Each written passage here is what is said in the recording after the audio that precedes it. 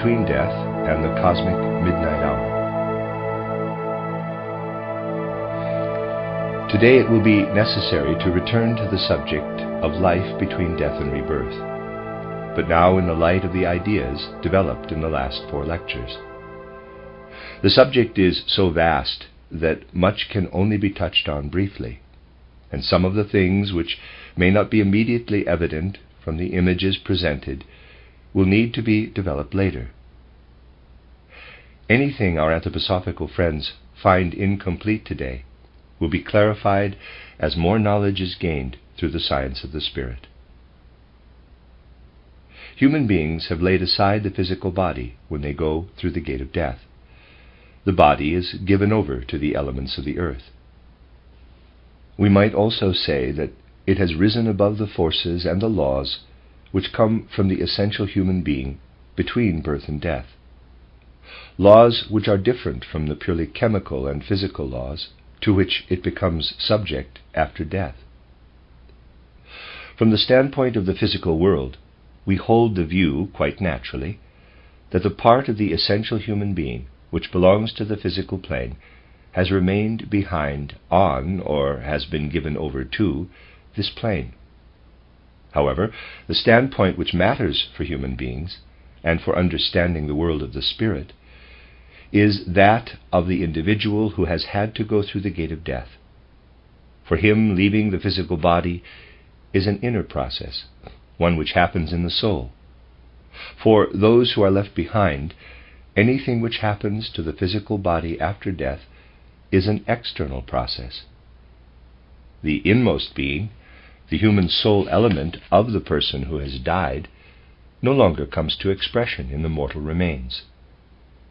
Nevertheless, when a person dies, the inner experience connected with leaving the body is, you have gone out of your physical body and are leaving it behind. From the standpoint of the physical plane, it is extremely difficult to give a true description of what is taking place in the soul at this time, for this is an inner process, which essentially is enormously comprehensive and of tremendous significance.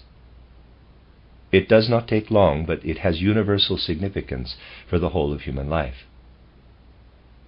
It is not yet possible to describe the perceptions gained in the soul at that point in a public lecture, for the general public would be quite shocked. Perhaps the time will come when this is possible. The perceptions gained as a new life begins, between death and rebirth, are, in spiritual terms, outer perceptions. They may be described as follows. At first, individuals who have gone through the gate of death feel your relationship to the world is now completely different to what it was before, and fundamentally, the whole of your earlier relationship to the world has been completely reversed. To describe the experience they go through, we would really have to say, until they died, human beings lived on the earth. They were used to standing on a solid physical earth and seeing on this earth the things and creatures belonging to the mineral, plant, and animal worlds, mountains, rivers, clouds, stars, sun and moon. From their particular point of view and through the faculties given by their physical bodies, they have become accustomed to seeing the whole of this the way people do nowadays, in spite of the fact that Copernicanism has shown it to be essentially an illusion. The blue vault of heaven above us is like a shell covered with stars, with sun and moon passing across it, and so on. We ourselves are inside this shell or hollow sphere. We are at its center on the earth, together with everything we are able to perceive on the earth. What matters now is not that this is an illusion, with the blue sphere around us, the product of our limited faculties, but that we cannot help ourselves. The limitations of our faculties make us see a blue sphere as the firmament above us. When human beings have gone through the gate of death, the first thing they must inwardly perceive is this: you are now outside the blue sphere. You are looking at it from the outside, and it is as if it has shrunk to a star.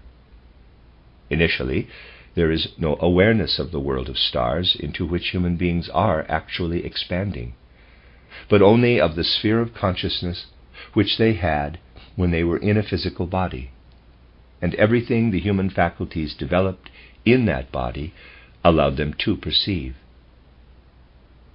It is really, though at a spiritual level, rather like the conscious experience of a chick, which is first of all inside the egg, and then breaks the shell and sees the broken shell, which has been its whole world until now, from the outside. The image which passes through the soul at this point is, of course, also Maya, but it is a necessary Maya. As I said, anything which previously made up the content of our conscious mind has shrunk as if into a star, and now, starting from that star, something spreads out which we may call, quote, radiant cosmic wisdom, close quote. I spoke of this radiant cosmic wisdom in the last lecture, saying that we have it in abundance. It shines and glitters toward us as if from a fiery star, not blue now, like the firmament, but fiery, with a reddish glow.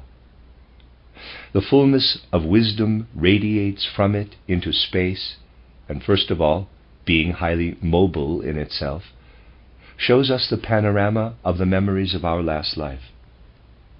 Everything we have consciously and inwardly experienced between birth and death presents itself to the soul, but in such a way that we know. You see it all because the star which grows in radiance before you is the background. Its inner activity makes it possible for you to see everything spread out before you in a panorama. This is the way we would express it from the standpoint of imagination. From the standpoint of the inner life, the experience is more or less such that the individual who has gone through the gate of death is now entirely filled with the thought, you have left your body. Now in the world of the spirit, this body is all will. It is a star made of will substance. This will is radiant with heat and reflects to you, who have poured out into the cosmic expanse, your own life between birth and death, so that it is like a vast panorama. Thanks to the fact that you dwelt inside this star, you are able to draw and absorb everything you could from the world when you were on the physical plane. This star of will, which now forms the background, is the spiritual part of your physical body.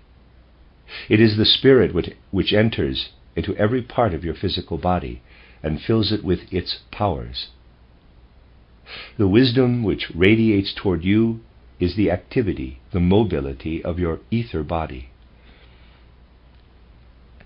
The time when we have the impression that life is presenting itself as a panorama of memories takes only days. I spoke of this also in the public lecture. It is as if the thoughts which became our memories during life on earth unfold and present themselves once more to the inner eye, EYE, in a panoramic view. We are able to keep it before us for as long as we normally have the power to keep awake in the physical body. It is not a question of the length of time for which we stayed awake under abnormal conditions at some time in life, but of the powers we have within us to keep awake. Some people can hardly keep awake for a single night, whilst others can hold out longer without getting sleepy. This particular power determines the length of time individuals need to go through the whole panorama. We also have the distinct inner consciousness that because the star of will is in the background, the panorama contains the achievements of our last life on earth. It contains what we accomplished in the way of becoming more mature, and have taken through death, as it were, as an addition to the endowment with which our life began. And we have the feeling that this, which we may call the fruit of our last life, will not remain as it was during the panoramic view. We feel as though it were moving away, and disappearing into the distant ages of future time. Today I shall speak mainly of the life between death and rebirth, of human beings who have lived the normal length of life and died under normal circumstances. Details relating to exceptional cases will be given tomorrow. Any fruit we have gained in life thus draws away into the distance, and we know in our souls that it somehow exists, but that we have remained behind. We are aware of remaining at an earlier point in time. The fruit of life moves away quickly, so that it will reach a later point in time before us, and we have to follow in its wake. This inner experience of the fruit of life dwelling in the universe must be brought to mind strongly, for it is the basis of our consciousness after death. Conscious awareness always has to be aroused by something. When we wake up in the morning, having been unconscious during sleep, conscious awareness is fanned into life by the process of entering into the physical body and now facing things that are outside us and have an influence from outside. In the situation which exists immediately after death, consciousness is fanned into life by feeling and living our way into the fruit which has been gained in the last life. This exists, but it is outside now. Feeling and living our way into our inmost being, as it was on earth, our consciousness comes alive after death. Then comes a time when it is necessary to develop inner powers, which essentially have had to remain undeveloped during life on earth, because they were then used to organize the physical body, and therefore also our whole life on earth. After death, these powers in the soul must gradually wake up, and some of this actually happens during the days when we are experiencing the panorama of memories. The panorama gradually fades away, and this is because we then develop the powers which underlie the ability to remember, but do not come to conscious awareness in physical life, because they have to be transformed in that life to enable us to create memories. The last great memory, which takes the form of the panorama after death, must die down and fade away. And then something we are not able to hold in conscious awareness develops out of the twilight. Before death, these powers were transformed into the power of memory. Now the possibility of remembering earthbound thoughts in the usual way has been overcome, and they emerge. The power of memory, now transformed into a spiritual power, emerges from a human soul after death, just as powers of the soul emerge in a growing child. As it develops after death, we perceive that behind the thoughts, which on the physical plane were mere shadow images, lies something which is alive, and that the world of thought is full of life and activity. We become aware that in truth a host of elemental spirits is spreading out behind it. Thus we see our memories fade away, and a host of elemental spirits awakening out of the cosmos of universal wisdom to take their place. You may ask, surely it will be a loss for us when the power of memory is overcome and we have something else instead. We do not lose anything, for there is plenty to replace it. Instead of recalling our thoughts as we do in life, we find that those thoughts merely appeared to be memories. Our treasured store of memories now turns out to be something entirely different. When we are out of the physical body, we see the whole of this store of memories as a living, immediate reality. Every thought is a living elemental spirit. Now we know. During life on earth, you thought it was your own thoughts which came to mind, but while you were under the illusion of creating your own thoughts, you were actually creating elemental spirits. This is the new contribution you have made to the cosmos. Something which has been born out of you and into the spirit now shows itself, and you know what your thoughts were in reality. At this point you gain direct perception of the nature of elemental spirits, and you do so by, first of all, recognizing the elemental spirits you yourself have created. The memory panorama is the first significant experience after death. It comes to life, however, actually comes to life, and in doing so it is transformed into a host of elemental spirits. It may now be said to show its true face, and disappears by changing into something entirely different. If, for example, we have died at the age of 60 or 80, we no longer need the power of memory for a thought we may have had at the age of 20. That thought is now a living elemental spirit. It has been waiting there, and we do not need to recall it. If we had died at the age of 40, for instance, the thought would be only 20 years old, and this is clearly apparent. These elemental spirits tell us of their own accord how long ago they were created. Time now becomes space. We have it before us when the living spirits show us their own time signatures. Time becomes the immediate present in these circumstances. Our own elemental spirits were around us in life, and we see them in death. They reveal to us the true nature of the elemental world in general, and also prepare us to understand elemental spirits from the outside world as they gradually enter our field of vision. Those spirits were not created by us. They exist without us in the spiritual cosmos. Elemental spirits of our own creation help us to know others. Just try to imagine how utterly different life between death and rebirth is from the life we know on earth. Immediately after birth, the human being has no self-awareness. The experiences of an infant are those of the people around him. He has been born, and others, his parents, look at the being who has been born. After death, we do not look at ourselves to begin with, but we see something to which we have given birth at the moment of death. When we enter into the physical world, the outside world is incomprehensible to us, and our own movements and cries and chuckles too are really only there for others.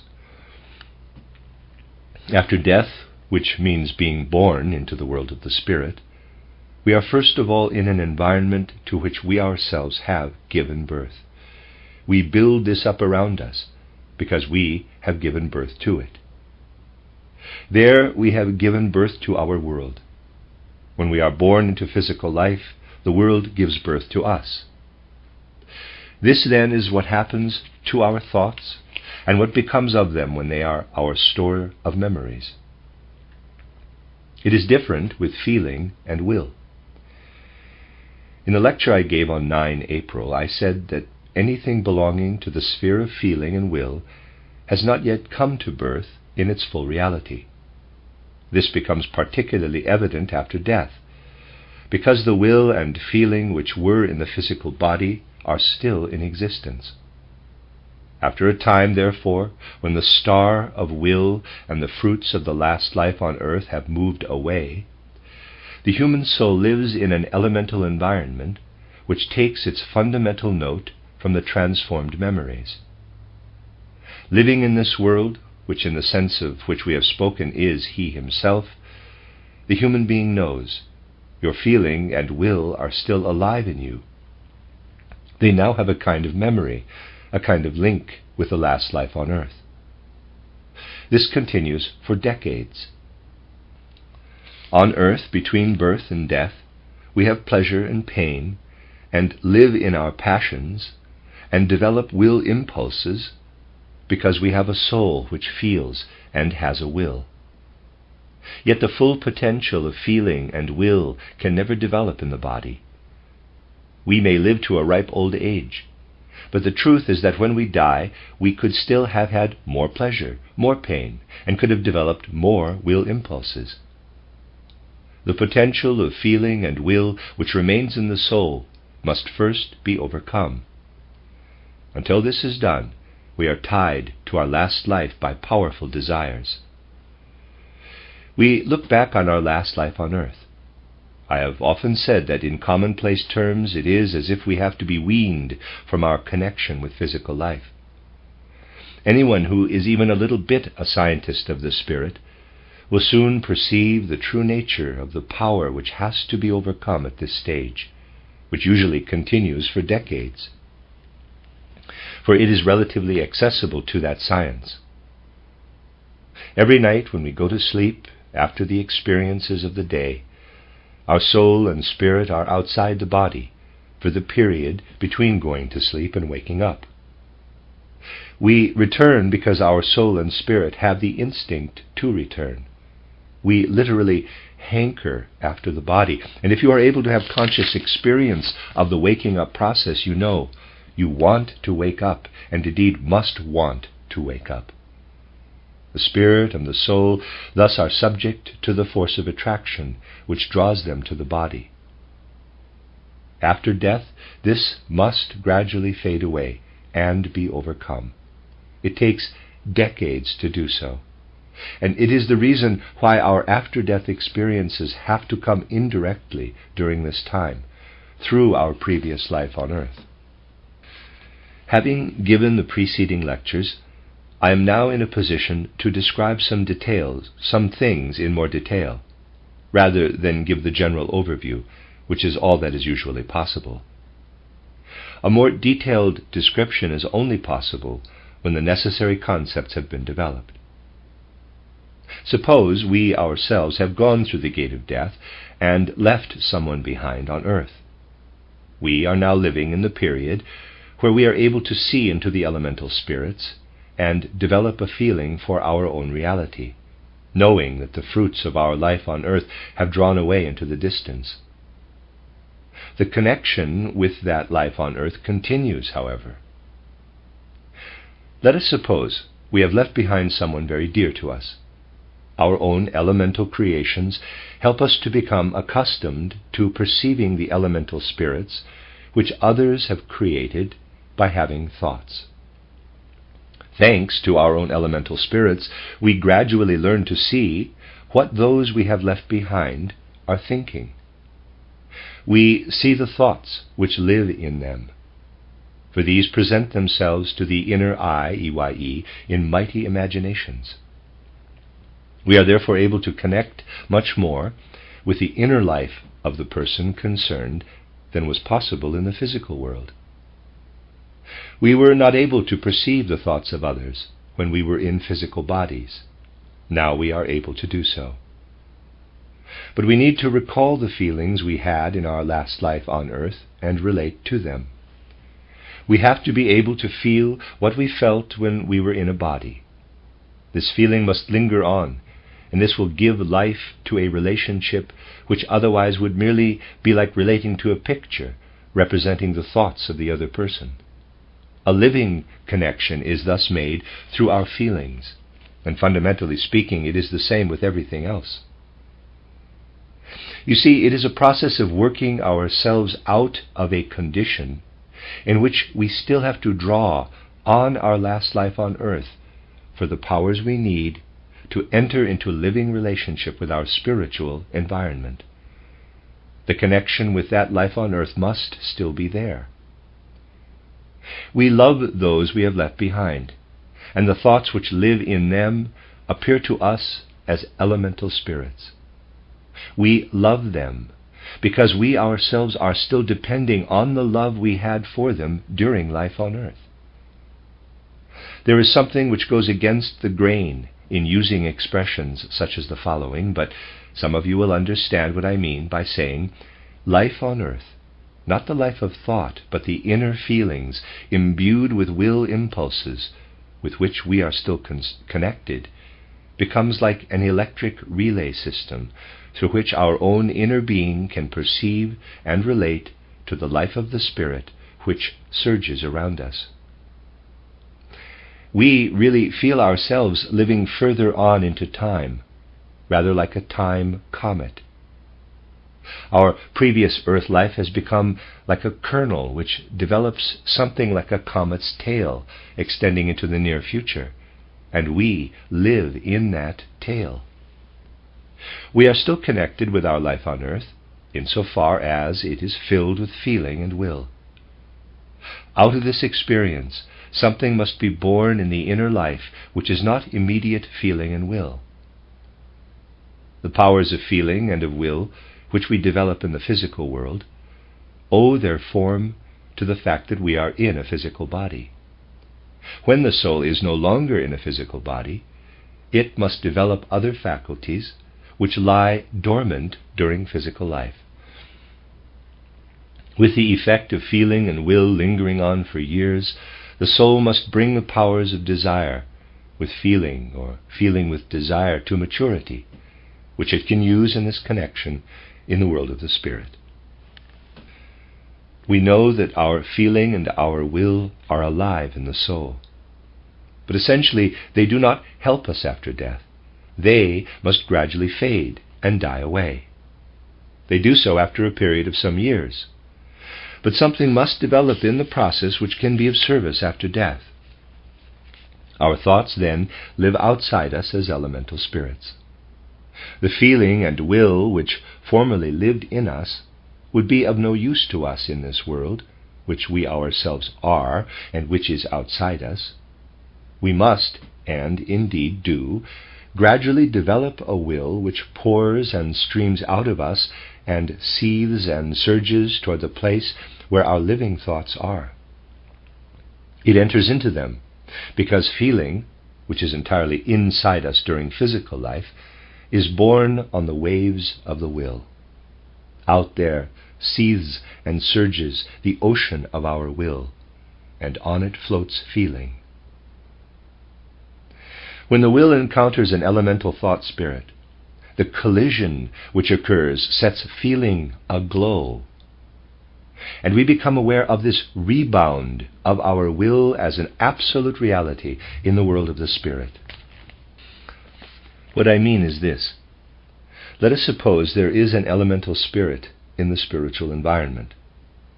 When we have worked our way out of the condition which must first be gone through, the will, which is then coming from us, surges toward this elemental spirit and is thrown back when it comes up against it. It returns to us not as will, but as feeling, streaming back to us in the ocean of will. Our true self, poured out into the cosmos, lives as feeling which returns to us on the waters of the will. This is how the elemental spirits become real to us, and we gradually become more and more aware of our spiritual environment. But another power must also develop. This lies dormant in far deeper layers of the soul than feeling combined with will, or will combined with feeling. It is the creative power of the soul which is like a light which must shine out into the world of the spirit.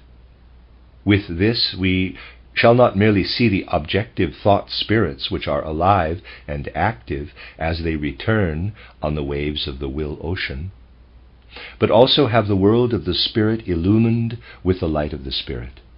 A creative, spiritual power of light gradually awakens in us and goes out into the world of the spirit. You see, when we are in a physical body, feeling and will, which are like brother and sister, are two distinct entities. When we have gone through the gate of death, they are one.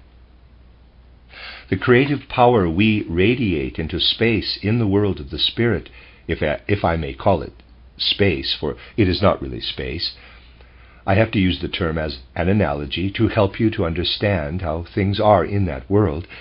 This light of the soul lies dormant deep down in us, for it is connected with something we cannot and must not know about during life.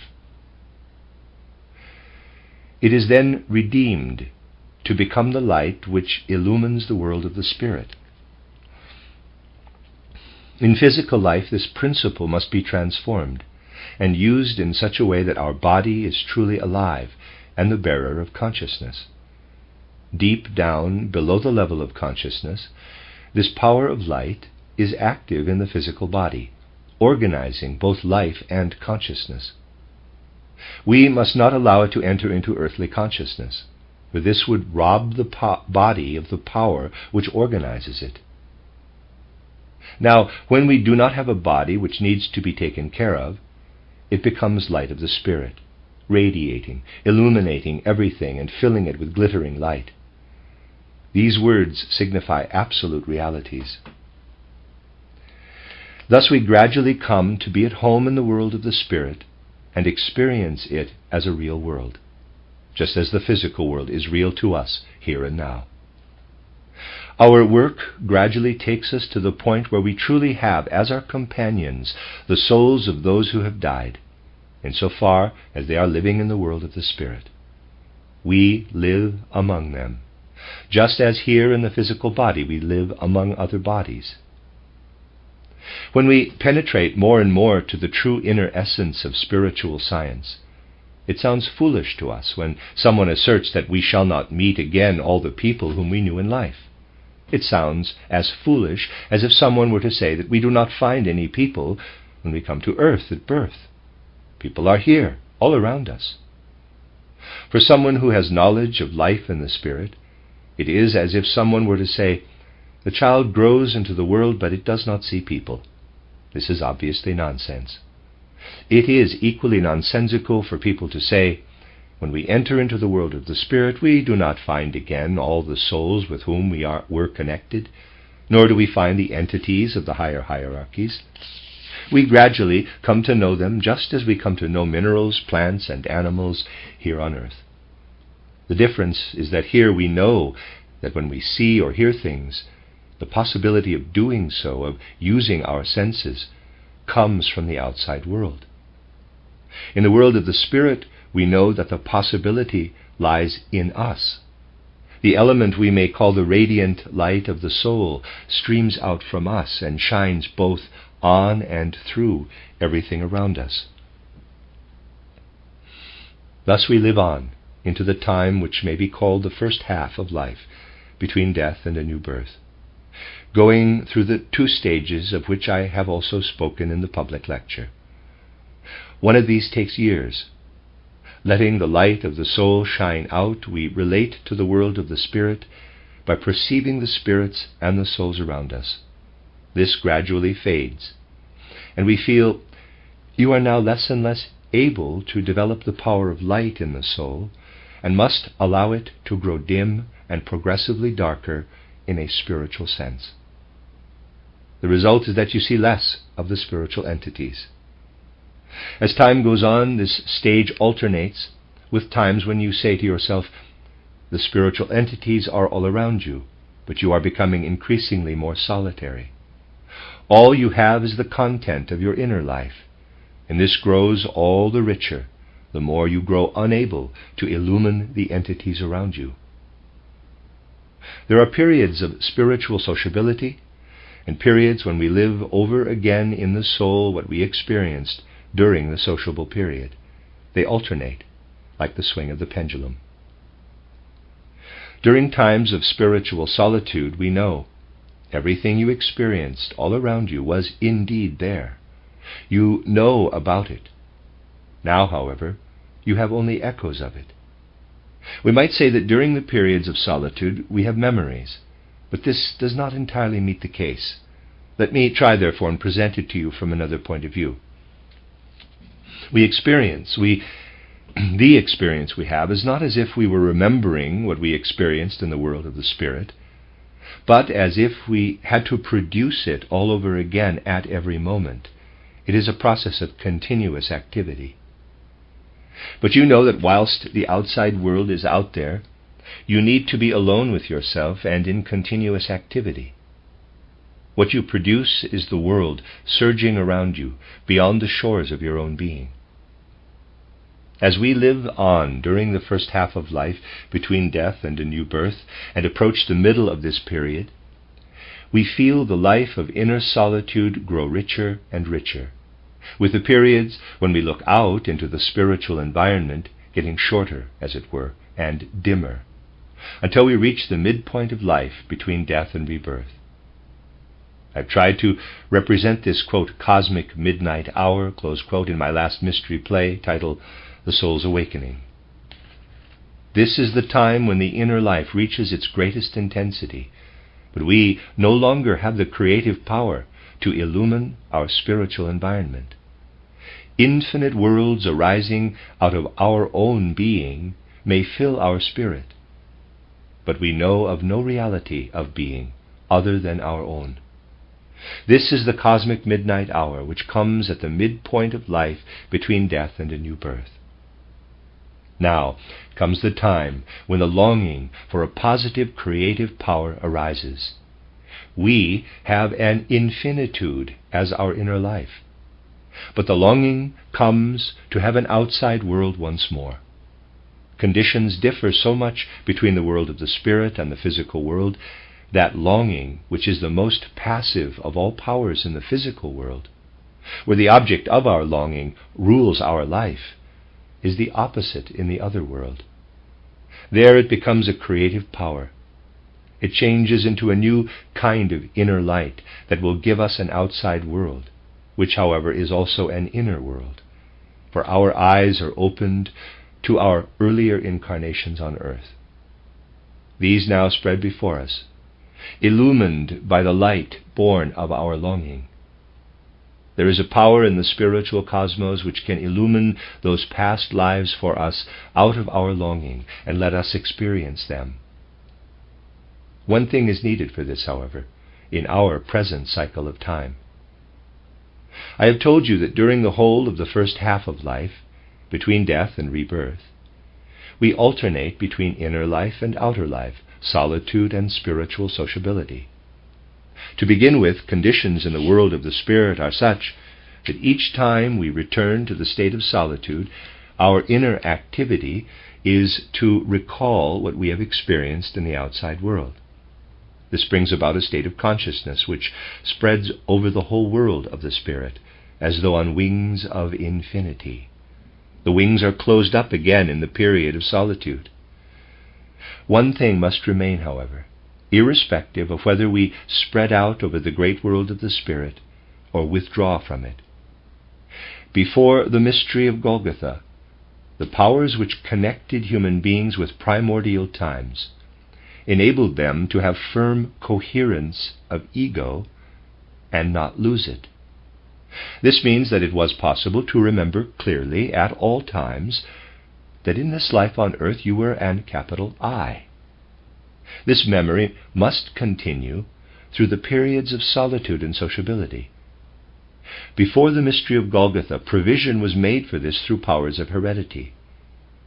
Now, however, provision can only be made if a connection is maintained between the fruits of our earth life, which we felt move away from us as soon as we left the physical body, and the inner fulfillment which can be ours because Christ has poured himself into the earth's aura. If we fill ourselves with Christ's substance, this will enable us to remember our ego through the transition from life to death, and until we come to the cosmic midnight hour. We shall remember it, however much we expand into the world of the spirit and contract into solitude. The impulse coming from the Christ power, which helps us not to lose ourselves, reaches that far. Then, however, a new power of spirit must fan our longing so that new light arises. This power exists only in the life of the spirit. In the physical world, we have the world of nature and the divine principle present in this, out of which we are born into the physical world. The Christ impulse is present in the aura of the physical nature on earth. But the power which comes to us at the cosmic midnight hour and makes our longing shine out and illumine the whole of our past, this power exists only in the world of the spirit, where physical bodies cannot live. The Christ impulse has taken us as far as the cosmic midnight hour, and this midnight hour has been experienced by the soul in solitude of spirit. Cosmic darkness has developed because the light of the soul can no longer shine out from us. Now a spiritual power arises out of the cosmic midnight hour and out of our longing. It creates a new cosmic light, making our own true nature luminous, and we are able to take hold of ourselves and awaken again in cosmic existence. We come to know the spirit of the spiritual world, which now awakens us as a new light shines out from the cosmic midnight hour and illumines our human past. We have died in Christ. Through the Spirit, a spirit which has no body, the technical term for this is the Holy Spirit, holy meaning to live without a body, and does not have the weaknesses of a spirit which lives in a body, our own true nature is reawakened out of the cosmic midnight hour. Thus, we are awakened by the Holy Spirit at the cosmic midnight hour. Per Spiritum Sanctum Leverissimus.